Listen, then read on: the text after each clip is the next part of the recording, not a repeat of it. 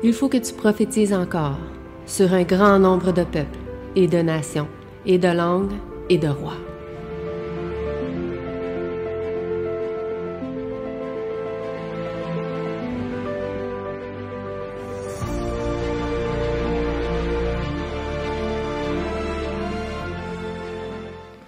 Donc, bonjour à tous, bon sabbat, bonjour. À ceux qui sont avec nous aussi sur Zoom.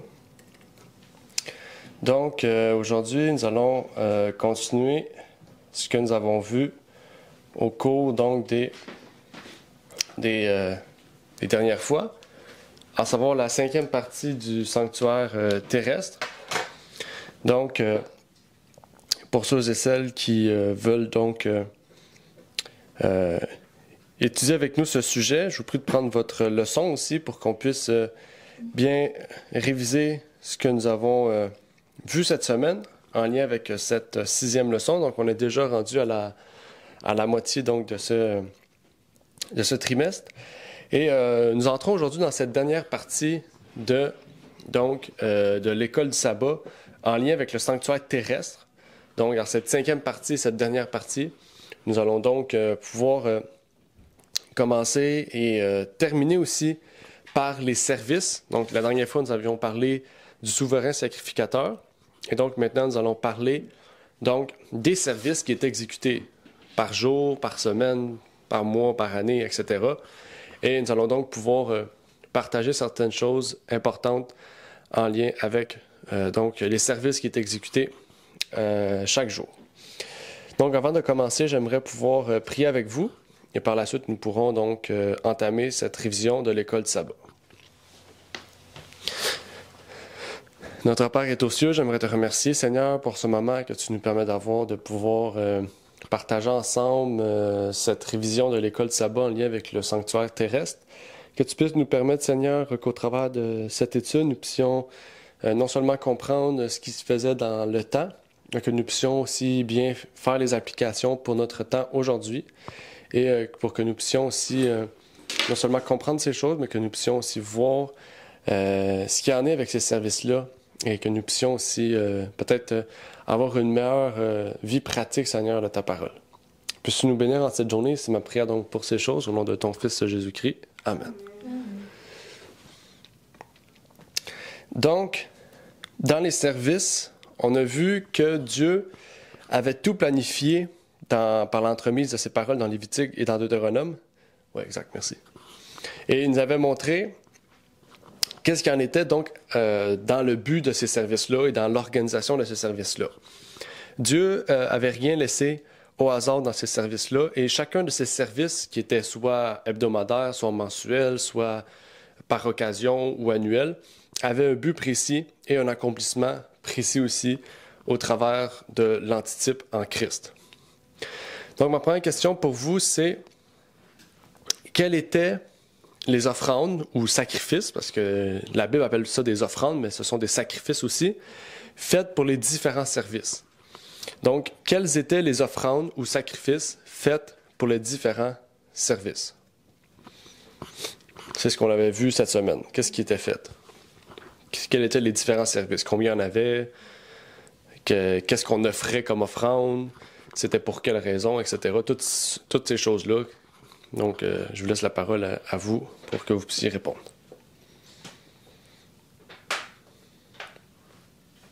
Dans la leçon, on en voyait deux. Mais il y avait aussi, dans la leçon, peut-être on n'a pas vraiment parlé de ça, mais il y avait aussi des services qui étaient faits par comme circonstances, des services circonstanciels, qui étaient faits par grâce. Mais sinon, il y avait le service quotidien et le service annuel, qui est le Yom Kippour. OK. Il n'y avait pas d'autres services? Parfois, il y avait ça pour les fêtes ou les nouvelles lunes ou les trucs de même, là, on pourrait dire. Les événements? Circonstanciel. Voilà. Quotidien, circonstanciel et Yom Kippour. Annuel. OK. Dans la leçon, on avait vu spécialement même aussi pour les péchés. Il y avait plus que 3. Là. Il y avait... on va les voir. Il y avait le péché pour les sacrificateurs, qui étaient les offrandes faites d'un taureau. Il y avait le péché involontaire de la nation aussi, qui était un taureau. Il y avait le péché involontaire d'un chef, donc c'est-à-dire d'un roi, ou il n'y avait pas de roi, là, mais c'était un chef, c'est-à-dire un chef de Lévite ou un chef de tribu, etc., qui était un bouc. Il y avait le péché involontaire du peuple. La différence de la nation, du peuple, c'est personnel. La nation, c'est collectif. Donc, si quelqu'un du peuple avait péché, personnellement dans sa vie, il devrait offrir un agneau ou une chèvre. Il y avait le choix entre les deux. Puis il y avait une restriction aussi entre les deux. Je pense que les chèvres, c'était une femelle. Puis un agneau, c'était un mâle, un an. Il y avait le sacrifice aussi du matin et du soir, qui était un agneau aussi, qui devait être fait continuellement. On dit du matin et entre les deux soirs, okay? Donc ça veut dire, on pourrait dire au lever du soleil puis au coucher du soleil. Puis il y avait les sacrifices de fête aussi et tout, d'événements. Puis il y avait le sacrifice aussi annuel qui était au Yom Kippour. Je les ai pas marqués ici, parce qu'on va les voir plus en détail dans la suite d'aujourd'hui. Donc c'est pour ça que je les ai pas marqués. Eux, on va pas vraiment revenir en détail sur ceux-là, parce qu'il y aura encore beaucoup de choses à dire. Je sais aussi qu'on va parler du sanctuaire céleste la prochaine fois, donc on pourra peut-être établir plus de liens. Mais ici, ce que je voulais vous relever, c'est que principalement, on remarque qu'il y avait des sacrifices qui étaient faits pour différentes raisons, et la plupart, c'était lié au péché. C'était lié au péché, en fait. On voit le service annuel, c'était pour les péchés, purification, mais c'était pour les péchés. Ici, on voit 4 types de sacrifices ou d'offrandes qui étaient faites pour les péchés. Puis il y a le sacrifice, on pourrait dire hebdomadaire, là, qui est un service d'obligation, on pourrait dire, envers Dieu. C'est pas lié au péché. Puis il y avait les services aussi événementiels qui n'étaient pas liés au péché en tant que tel. C'était plus une célébration, une offrande pour remercier Dieu. Donc, pour tout ce qu'il avait fait, pour les différentes raisons dont les fêtes qu'on avait exprimées, auxquelles on a pu étudier depuis maintenant une année. Mais on va approfondir ça aujourd'hui aussi, le lien entre le sacrifice et les péchés. Parce qu'il y a un lien important à établir que l'Ancienne Alliance n'avait pas réellement, on pourrait dire totalement établi, puisque le peuple n'avait pas compris la complétude des choses. Mais nous, aujourd'hui, on peut se permettre de pouvoir en parler ouvertement, puisque Jésus nous a montré l'exemple en nous disant qu'il était lui-même l'offrande ou le sacrifice fait pour l'humanité. La plupart de ces services aussi étaient faits dans le parvis et se terminaient dans le lieu saint, de différentes manières et pour différentes raisons. Pourtant, il y avait un événement spécial une fois par année, un sacrifice spécial qui avait un but spécial qui menait non pas dans le parvis, non pas dans le lieu saint, mais qui menait jusqu'au lieu très saint, ou au Saint des Saints, comme on l'appelle dans l'hébreu. Puis cet événement-là, c'est un événement spécial. C'était pas seulement les prêtres qui entraient, dans le sens, dans le parvis, dans le lieu saint, c'était les prêtres qui exécutaient les sacrifices. Mais dans le lieu très saint, une fois par année, c'était le souverain sacrificateur qui s'occupait de tout ce service-là pour le mener jusque dans le lieu très saint. Comment on appelle cet événement? Qu'était cet événement-là? Comment on appelle cet événement-là qui se déroule une fois par année puis qui se différencie de tous les autres événements, y compris les fêtes et tout? C'est un événement spécial. Le Yom Kippour? Oui, le Yom Kippour. Ou le jour des expiations, parce que dans la Bible, on l'appelle le jour des expiations. Donc, exactement. Donc, le jour des expiations, c'était une journée spéciale. À cet événement-là, il y avait 2 boucs et un bélier avec un taureau qui étaient sacrifiés, chacun dans un but précis. Et ici, la différence était que c'était un jour de purification du péché de toute la nation, donc de tout le peuple. Qu'est-ce qui était fait de spécial à ce moment-ci? On va lire dans Lévitique 16, versets 29 et 30. Ah, je l'ai corrigé ici, 16, 29 et 30. Ouais. Je ne l'ai pas corrigé dans l'autre, mais j'ai corrigé ici. Parce que dans la leçon, ça dit Lévitique, c'est quoi? Ça dit Lévitique 17, versets 29 et 30? C'est ça.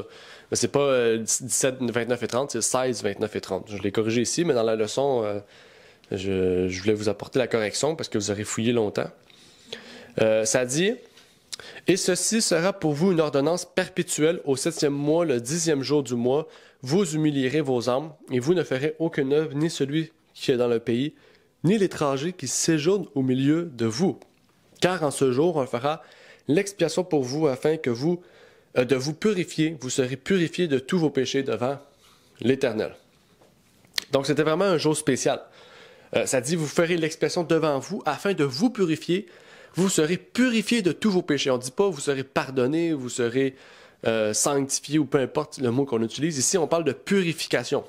Donc, on lit le péché, le mot péché, avec purification.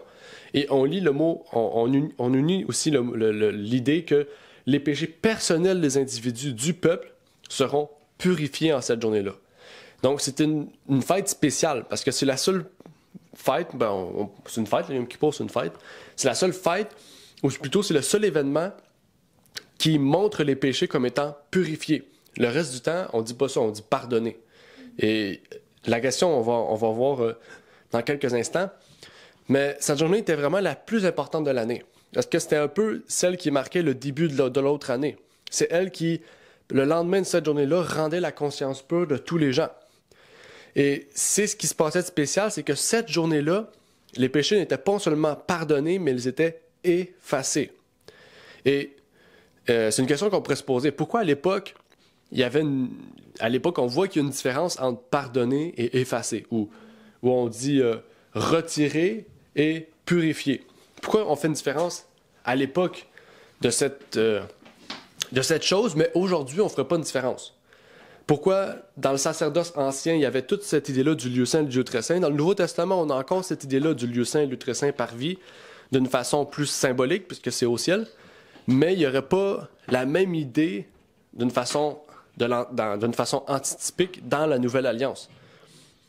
Donc, ma question pour vous, c'est, s'il y avait une différence dans l'Ancienne Alliance entre pardonner et purifier, est-ce qu'il y en a une aujourd'hui? Ou est-ce que, bibliquement, il y a réellement une différence entre pardonner les péchés et purifier les péchés ou effacer les péchés? Donc, est-ce qu'il y a une différence entre pardonner et effacer les péchés?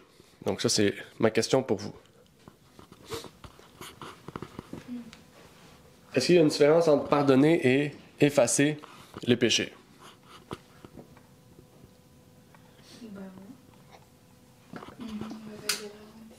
Mais oui, il y a une différence. Pardonner, c'est comme bon, je vais aller avec effacer. Effacer, c'est complètement oublié. Il n'y a plus un souvenir de ça. Mais dans pardonner, il y a quand même le souvenir du fait qu'il y ait eu le péché. OK, ouais, intéressant. Effacer, c'est complètement delete. Il n'y a pas de souvenir. Contrôle X. Est-ce qu'il y a quelqu'un une autre intervention? Pardonner, c'est contrôle C. Non. Les gens sur Zoom sont timides. Oui. Mais, OK. Donc oui, c'est un bon point. On peut le voir aussi comme une efface. Quand on est à l'école, un professeur peut barrer un mot qui est mauvais. Hein? Ben, le mot apparaît quand même, hein, même s'il est barré. Puis on peut prendre l'efface puis l'effacer. Puis là, on ne voit plus le mot. C'est un peu la même chose avec Dieu. Mais on va voir dans la Bible une preuve. Dans 1 Jean 1, verset 9. Ici, c'est un point intéressant. Dans 1 Jean 1, verset 9, ça dit « Si nous confessons nos péchés, il est fidèle et juste pour nous les pardonner et pour nous purifier de toute iniquité. » Donc, pourquoi Jean ici dirait qu'en confessant nos péchés, nous sommes pardonnés et purifiés? Pourquoi il séparait le mot pardonner et purifier? Parce que ça veut dire que Jean fait une différence entre le mot pardonner et purifier. Il fait une différence entre l'œuvre du pardon et l'œuvre de purification. OK? Et c'est pour ça que les adventistes disent que l'expiation est en 2 phases. Ça ne veut pas dire que l'expiation de la croix est mauvaise, non. L'expiation de la croix a ouvert la porte à l'œuvre céleste du Christ. C'est plutôt ça la compréhension biblique qu'on a à ce sujet. Puis le Christ l'a dit lui-même. Hein? Il a dit, je vous gère à mon Père pour que je puisse vous envoyer le Saint-Esprit. Donc, tant qu'elle n'est pas au ciel, son œuvre envers nous ne pouvait pas commencer, en fait. Son œuvre de pardon, son œuvre de purification ne pouvait pas commencer. Est-ce que les deux sont faits en même temps? Ben, l'étude du sanctuaire nous prouve que non. Hein? Parce que toute l'année, la purification n'était pas faite. C'est une journée par année que c'était fait. Donc, pour nous, symboliquement, il y a quelque chose qui nous dit que l'œuvre de pardon des péchés commence quand Christ commence son sacerdoce, c'est-à-dire céleste, quand il va au ciel, mais son œuvre de purification va commencer à un moment donné. On ne sait pas quand. On ne dit pas que c'est une journée. Hein? C'est pas parfaitement identique à ce qui se passait sur Terre, mais il y aura un moment où cette œuvre va commencer. Il y a un événement qui va marquer le commencement de ce temps de purification. C'est presque obligatoire là, si on étudie le sanctuaire. Si on se dit qu'il y a un sanctuaire céleste, on doit se baser sur lui terrestre. Sinon, il faut dire que le sanctuaire céleste est une image, un symbole, puis que c'est pas vrai, pour qu'on puisse vraiment effacer notre compréhension du sanctuaire terrestre. Donc, il y a quelque chose d'important ici à comprendre. Et il y avait une œuvre importante qui était faite en cette journée-là. Qu'est-ce qui était fait? Qu'est-ce que le peuple faisait pour compléter ces 3 œuvres de libération du péché? Comme on vient de voir, confesser, pardonner et purifier. Comment dans l'Ancien Testament, dans le sanctuaire terrestre, ces gens faisaient pour confesser, pardonner et purifier? C'était quoi le processus qui révélait ces 3 étapes-là dans le sanctuaire terrestre, bien sûr?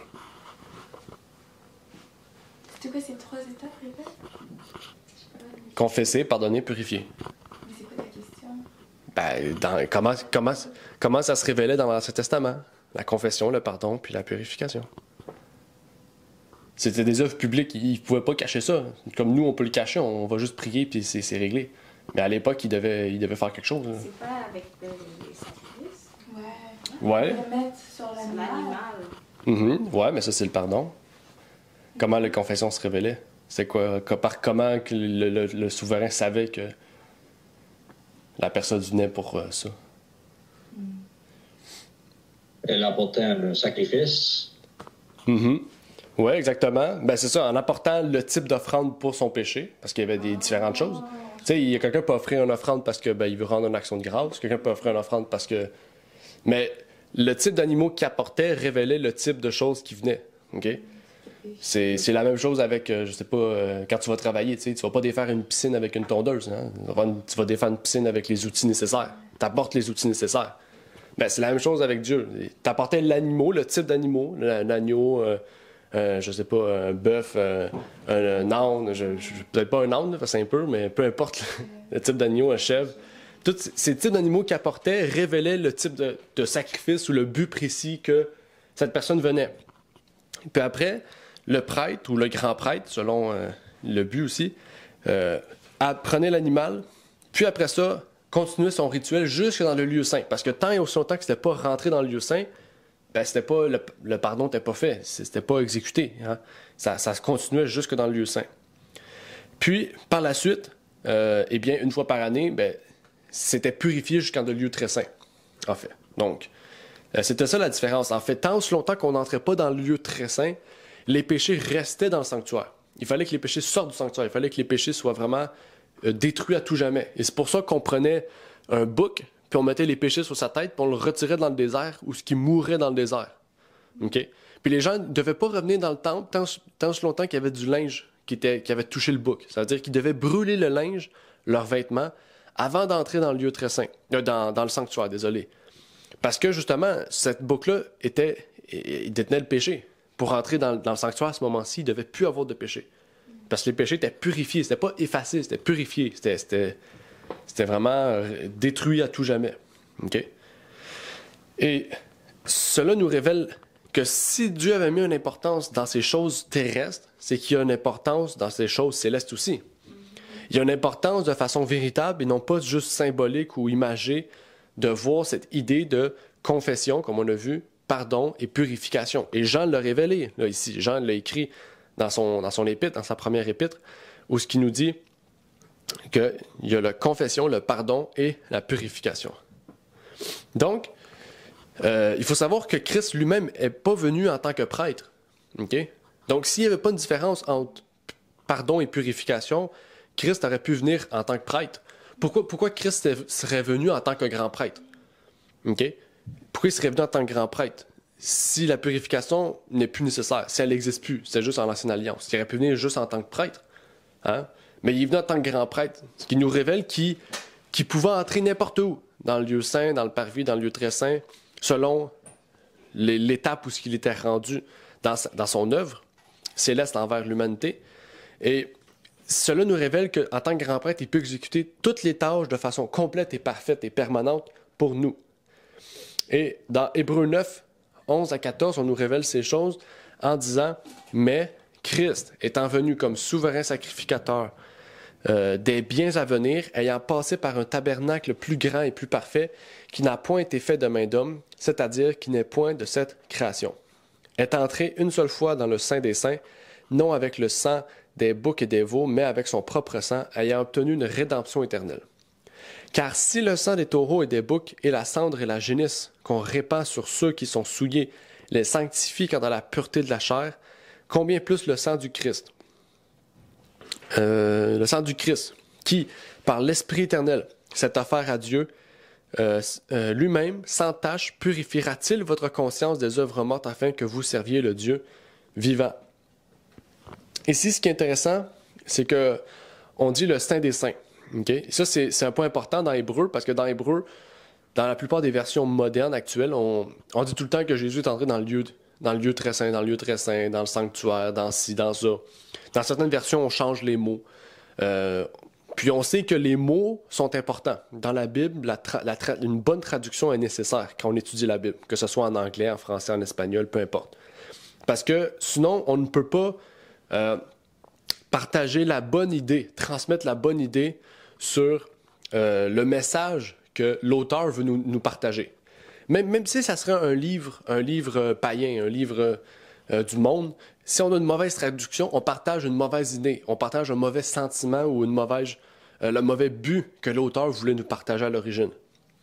Et dans tout le livre de l'Hébreu, le mot traduit par saint, sanctuaire, lieu très saint, peu importe, on le retrouve 8 fois dans le livre de l'Hébreu. Et si on prend la version Louis II, par exemple, dans les 8 fois, il est traduit 8 fois différemment. Ce qui prouve qu'il y a un problème, en fait. On ne peut pas traduire 8 fois le même mot, la même signification pour le même but, mais de différentes manières. Ça veut dire que l'auteur, Louis II, Monsieur II, a décidé de prendre ce mot dans le contexte que lui trouvait que c'était le mieux. Okay? Mais on sait que la Bible, c'est une œuvre biblique, c'est une œuvre céleste. On ne peut pas traduire selon notre compréhension, selon ce qu'on veut.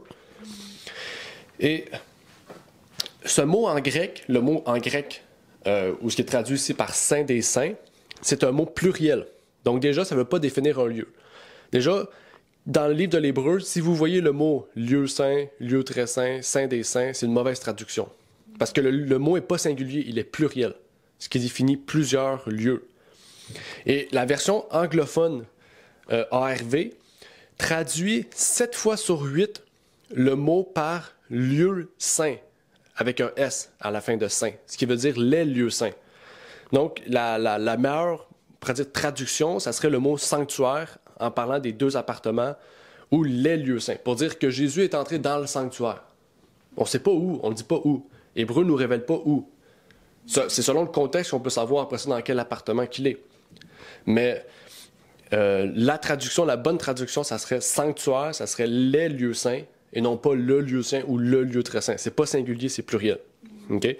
Donc là, je vous dis ça parce que si vous lisez Hébreu, vous allez penser à ça. À chaque fois qu'on voit sanctuaire, lieu très saint, saint des saints, il faut se dire que c'est pluriel, puis que ça s'adresse à tout l'aspect de l'appartement.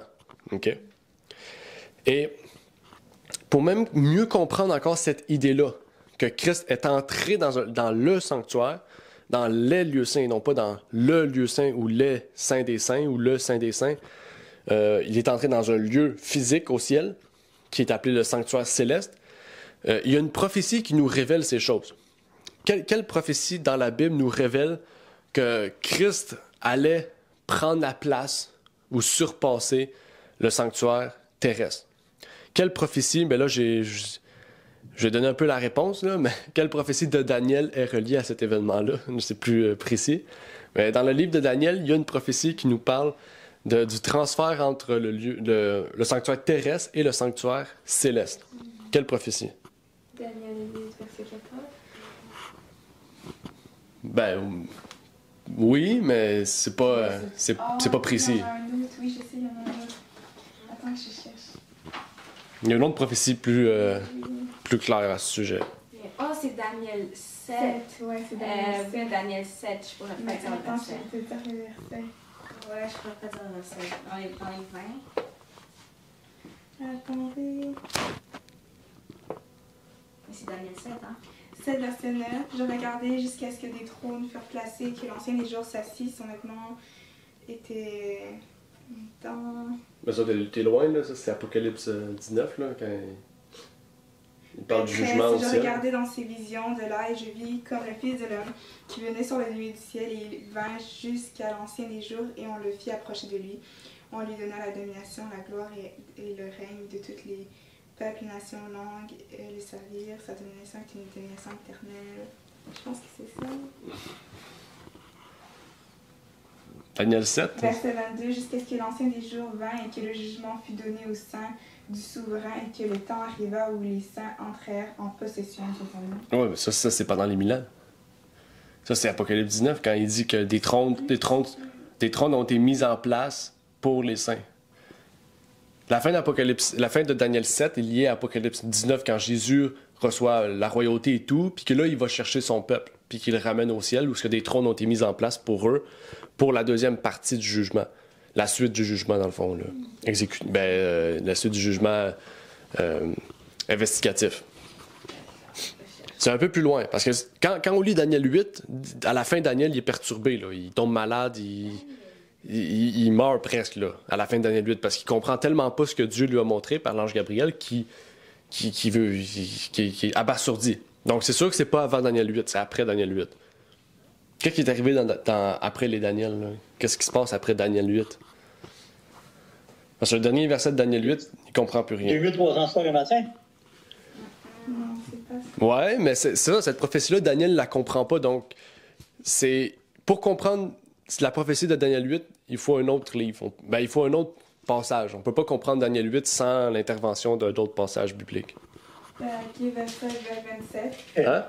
Verset 27. Il confirmera l'alliance avec plusieurs pendant une semaine et la moitié de la semaine.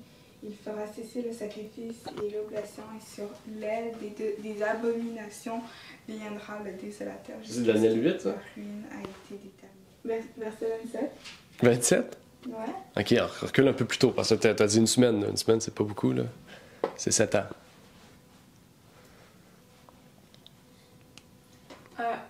Ok, wait. I think T'es proche en ramenant, là. Ouais, je sais. Ok, 27. 25. Sache-le donc et comprends depuis l'émission de la parole. On retourne un peu plus tôt. Quelle prophétie nous permet de comprendre Daniel des 2300 soirs et matins? Il y a une prophétie qu'on va étudier à l'instant. 70 semaines. Oui, 70 semaines, exactement. Daniel 9, verset 24, en revenant. T'as 25, mais 25, c'est juste 70 juste... semaines ont été fixées. En plus, Ouais. tu l'as lu. Ouais, pas encore, je vais le lire là. On va lire là. Donc, c'est les 70 semaines. On va voir pourquoi, parce que c'est ça le but, de savoir pourquoi. OK? Parce qu'on peut pas comprendre les 2300 soirs et matins si Daniel lui-même l'a pas compris. C'est qu'il a fallu quelque chose pour mettre un déblocage, pour mettre quelque chose qui va nous permettre de comprendre cette prophétie-là.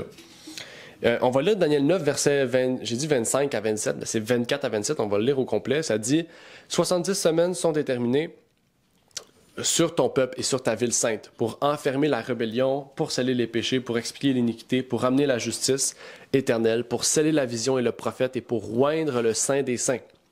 Sache-le donc et comprends, depuis l'émission de la parole ordonnant le retourner et de rebâtir Jérusalem jusqu'au Christ, le conducteur, ou jusqu'au Messie, le conducteur selon la version, ou le oint, il y a 7 semaines et 62 semaines, si je ne me trompe pas, oui.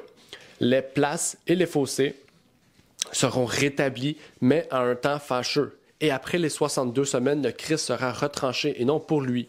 Et le peuple d'un conducteur qui viendra, verset 26, détruira la ville et le sanctuaire, et sa fin sera dans ce débordement. Donc on dit la ville et le sanctuaire, donc c'est la fin. Les désolations sont déterminées jusqu'au terme de la guerre. Il confirmera l'alliance avec plusieurs pendant une semaine, et à la moitié de la semaine, il fera cesser le sacrifice et l'oblation, encore une fois, le sanctuaire. Et sur les ailes des abominations viendra le désolateur jusqu'à ce que la ruine qui a été déterminée fonde sur le désolé. Le verset 24 commence en disant, parce qu'il faut savoir que la première partie de Daniel 9 ne nous parle pas réellement de prophétie en tant que telle. On dit que Daniel était perturbant encore dans le moment de l'heure de prière, il priait, puis l'ange Gabriel apparut. Puis là, si vous vous rappelez, Daniel dit, cet ange que j'ai vu auparavant, c'est quand la dernière fois qu'il a vu l'ange Gabriel, Daniel? C'est dans le chapitre 8, la dernière fois qu'il a vu l'ange Gabriel. Puis il commence la citation où l'ange cite ce que Dieu lui a dit de dire. Il commence en disant « 70 semaines sont déterminées ». Mais le vrai mot pour déterminer, c'est « retrancher ». Retrancher de quoi? C'est quoi ça veut dire « retrancher » ? Ça veut dire quelque chose qui est retiré de quelque chose. C'est quoi le seul temps qui a été cité avant Daniel 9? C'est Daniel 8, les 2300 soirs et matins. Lisez tout le chapitre 8 de Daniel, il n'y a aucune prophétie. Dans le sens, il n'y a rien qui est précisé que Daniel ne comprenait pas. Daniel a été perturbé vraiment par tout ce qui a été dit, bien sûr, mais spécialement pour les 2300 soirs et matins. Et ces 70 semaines sont retranchées. De quoi? De quelque chose. Et l'ange Gabriel est venu partager la fin du chapitre 9 de Daniel pour lui permettre de comprendre Daniel 8, en fait. La prophétie de Daniel 8, il ne la comprenait pas. Et pour la comprendre, l'ange est revenu pour lui dire, il va arriver ça. Puis là, Daniel pouvait comprendre parce qu'il savait que le peuple d'Israël allait être délivré. Pourquoi? Parce que Jérémie a dit que vous allez être en captivité pendant 70 ans sous Babylone. C'est ça que Jérémie a dit. Jérémie a déjà annoncé que pendant 70 ans, ils allaient être en captivité. Donc Daniel, il savait que les 70 ans arrivaient à terme. Il était pas jeune, là, soumis des Perses. Dans Daniel 9, il commençait à être vieux, Daniel. Là. Fait qu'il savait que sa délivrance arrivait bientôt. Il savait pas si lui allait l'avoir, mais il savait que ça arriverait bientôt. Parce que Jérémie l'avait dit. Et ce qui est encore plus impressionnant dans ça, c'est que l'ange revient en lui disant « Ces 70 semaines sont retranchées d'une période plus grande. » Donc, ça veut dire que sans la compréhension de Daniel 9, tu ne peux pas comprendre le reste. C'est ça qu'il a dit. Donc, logiquement, Daniel 9, est-ce que ça allait être la fin des 2300 soirs et matins ou le début? C'est encore logique, encore une fois, parce que si l'ange lui dirait un événement qui se passera à la fin des 2300 soirs et matins, Daniel n'aurait pas plus compris. Hein? C'est au début des 2300 soirs et matins. C'est un événement qui allait prendre fin ou débuter à la fin des 70 ans de Jérémie, et donc qui allait marquer le début des 70 semaines et des 2300 soirs et matins. Et Daniel 9, c'est la dernière prophétie qui est liée au peuple d'Israël, au peuple juif. Après ça, il n'y a plus de prophétie liée au peuple juif. Après Daniel 9, cette prophétie des 70 semaines, Israël n'est plus le peuple de Dieu. C'est ce que la prophétie nous révèle. Donc les 70 semaines sont un événement important à comprendre. Et il nous révèle que, en lien avec ces 70 semaines, ça nous révèle quelque chose d'important.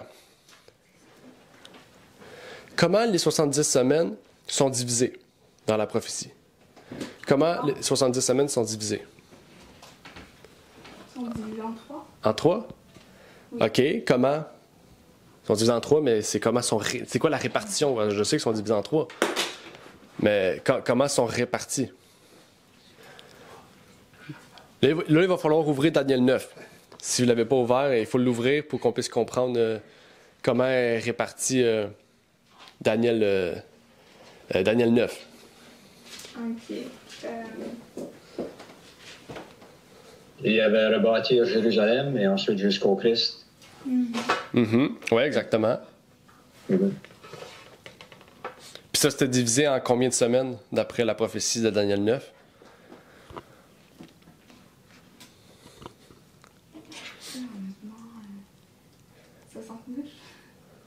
Il y avait 7 semaines et ensuite 62 semaines. Les 7 semaines étaient 49 années qui étaient pour rebâtir le temple.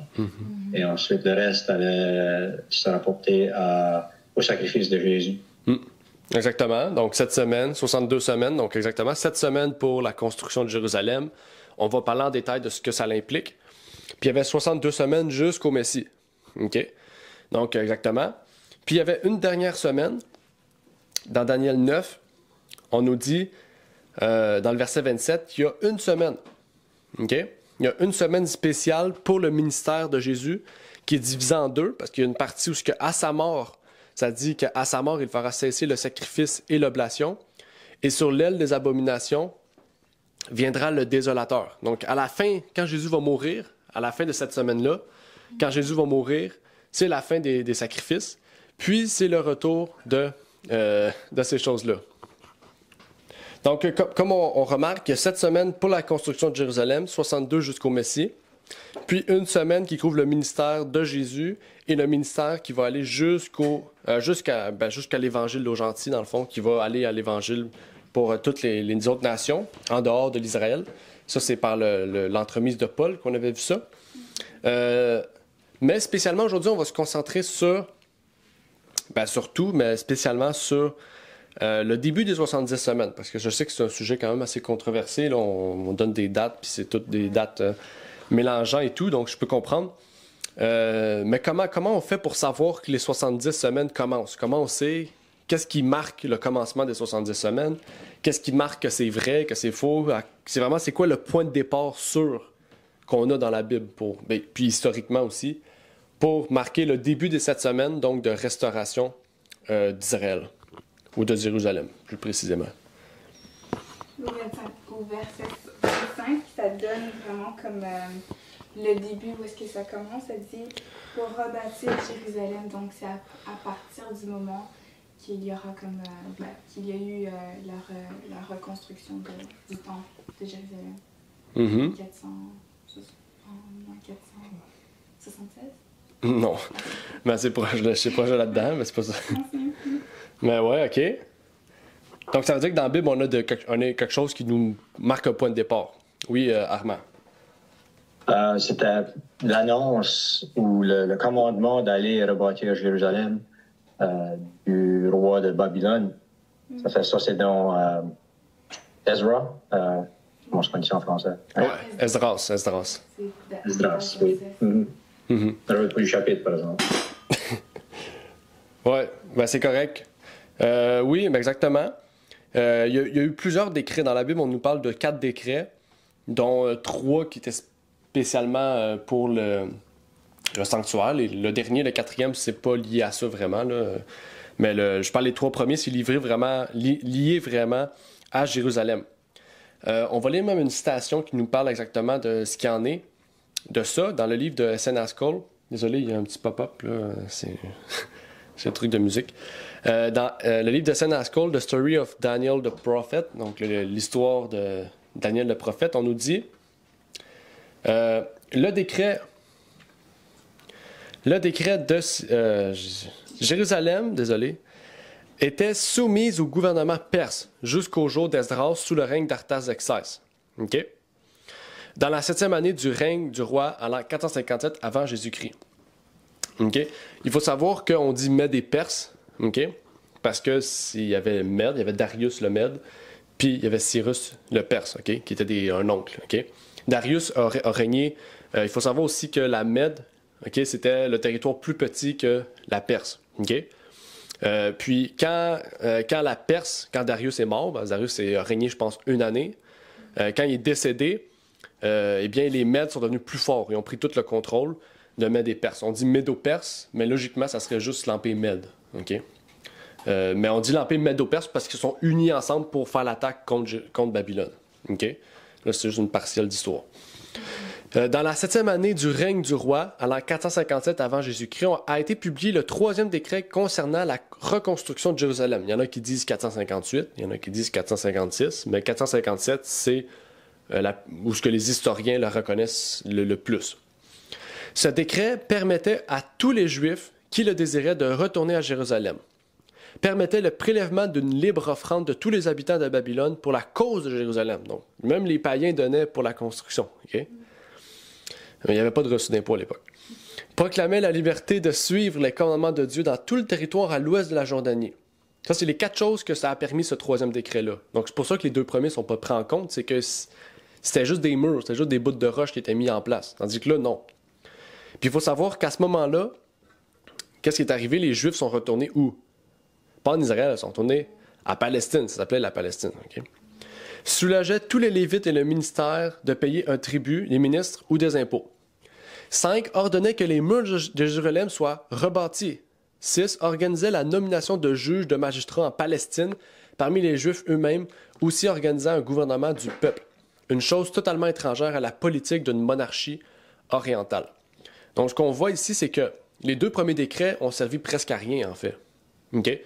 Il faut savoir que même Darius, qui a permis le premier décret, okay, était tellement fâché Parce que le premier décret, il avait dit « Ah, les Juifs, vous pouvez retourner à Jérusalem. » Puis il y a juste 50 000 Juifs qui sont allés à Jérusalem. Donc lui, il était fâché. Il a dit « Ça servait à quoi que je fasse ça? Sur les 4 millions de Juifs qu'il y a juste 50 000 qui sont retournés à Jérusalem. » Fait qu'il était fâché. Puis on se rappelle, là, dans Daniel, qu'est-ce que ça disait? Ça disait que l'ange de l'Éternel allait voir Darius pour lui parler. Hein? Il lui parlait, il lui disait de mettre un autre décret. Puis il en a mis un autre. Puis là, ça l'a encore amplifié plus. Jusqu'au roi Cyrus, où ce décret a vraiment amené la totale réorganisation, la remise en place de la Judée. Okay? Et non plus de l'Israël, mais de la Judée. Okay? De la Judée telle qu'on la connaît à l'époque de Jésus. Donc, si on l'a lu, ben on ne l'a pas lu. Ce fut en l'an 457 avant Jésus-Christ, et c'est l'époque à partir de laquelle la période des 70 ans doit être calculée selon les paroles de Gabriel à Daniel. Il fallait les 3 décrets pour constituer le commandement de Daniel 9. Il fallait les 3 décrets.